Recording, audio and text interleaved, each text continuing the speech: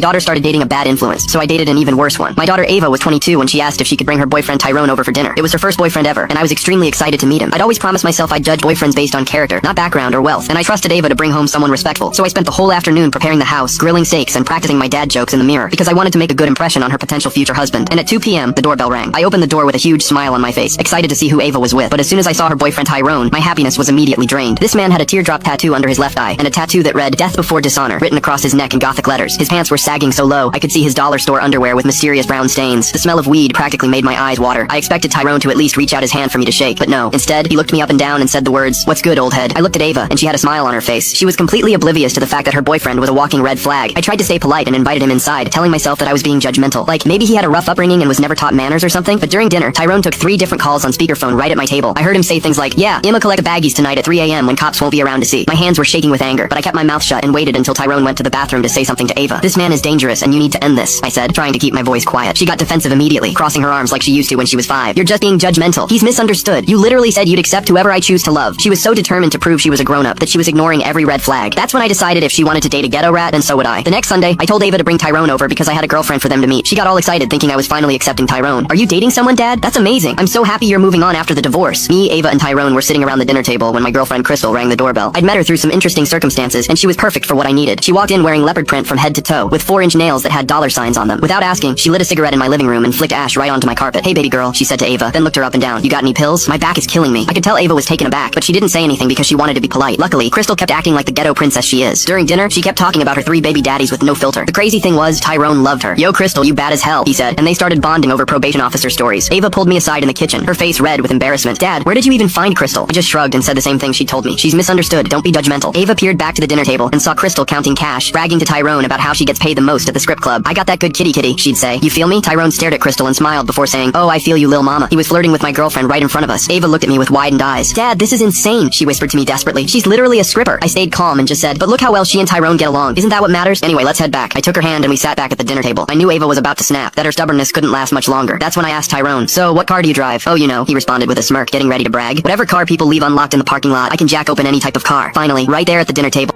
Click the link in my profile to watch the exciting follow-up.